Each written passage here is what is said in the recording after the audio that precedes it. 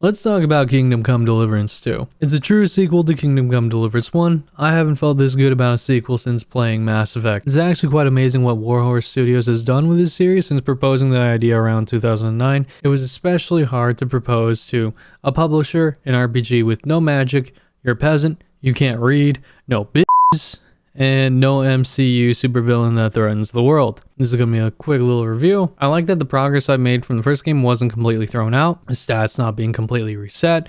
Makes sense since the first game Henry has grown, learned as a character, and that this game starts off right after the events in the game. He's also matured way more. I like the combat. Having less directions than the first game it makes it feel less clunky or less difficult to input attacks or combos, especially since KCD1 has 6 directions: top, left, right, down, right, middle, whereas KCD2 just has 4, and combat overall feels very satisfying. The story, the characters feel realistic. I like that the politics shines a lot into the dynamics between feudal lords. I also like the Monty Python-like fun, while simultaneously doesn't take away from the seriousness of the story. The story overall is incredible. I like the historical aspect of it and the nuance of it all. I like the world. It feels very real. You can get lost exploring the world. You can see something, then just adventure around for hours.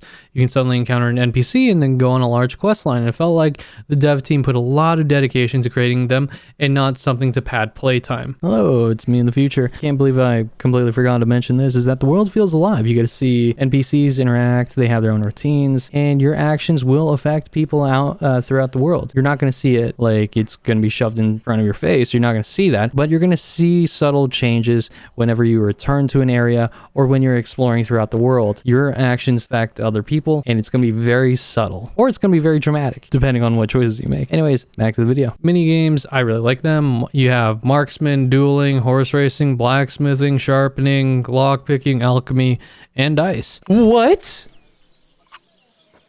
Wonderful! Now it goes to me. I've truly seen Zeus again. And just like in the first game, you receive XP to your skills when you play them, so I don't feel like I was wasting my time when doing minigames and instead receiving some return in the long run. Lastly, I like that everything in the game logically makes sense given the context.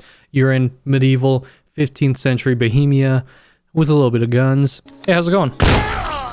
What I'm on the fence about, I would say, is probably savory schnapps. Savory schnapps is a potion that you find or craft, where once you consume it, you can then manually save your game.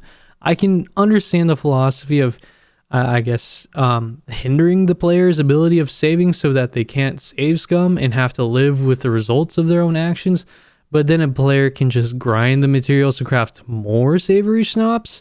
So then I guess the next step would be to remove savory schnapps from the game if you want players to live with the results of their actions, but then a player can just reload further back in the game to undo anything they've done bad. And I feel like that would add more friction to the game if someone has to redo an hour of work. Overall, I feel like savory schnapps is more of an in-between of satisfying players who want to live with the results of their actions and pleasing those that want to save scum. It's not something that I particularly like or dislike. Dislikes. I have very minor things that I dislike about the game. Is that I wish I could fish, mine, gather wood, and most of all, craft armor. Maybe have some sort of mini game where I hammer the cracks in armor to repair it rather than using an armorer's kit. I feel like this makes sense for Henry being as a blacksmith, and I know that contextually that he's a weaponsmith, but I feel like him eventually being able to craft armor would work great as his craftsmanship level increases. I mainly wish there was more, which is surprising because I finished the main campaign after 110 hours and I haven't finished all the side quests and DLC. I do have the achievement for finishing most of the game's content though. I'm still not finished. Throwing out a disclaimer, I only romanced one of the options. In the game, it was Catherine, but I do feel like this might be the case for the other romantic interests, is that I felt like the relationship that is built with them felt kind of rushed, and I would have liked more for that relationship to be built on before sealing the deal with them. Another thing to take note that I didn't like was that there's a type of attack called a master strike where you simultaneously parry an enemy strike and attack them.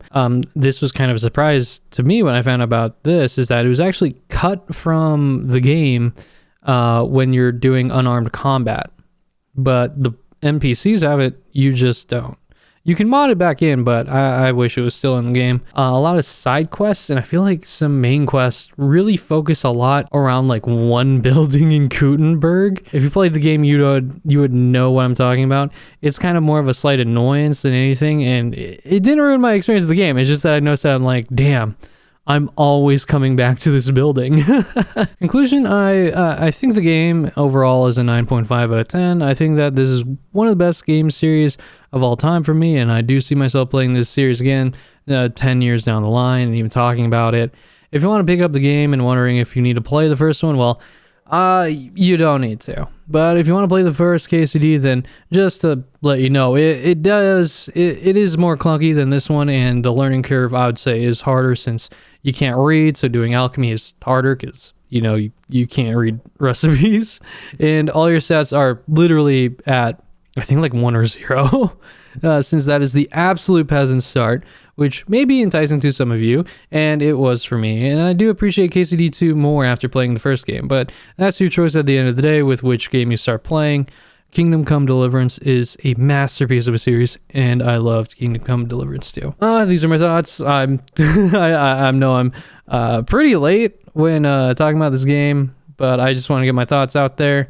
I do really want to finish the DLC. I'll probably get back to you guys on that after I get all of that finished. If you like the video, then make sure to like, subscribe, and share your thoughts in the comments below. I'll see y'all later. Peace.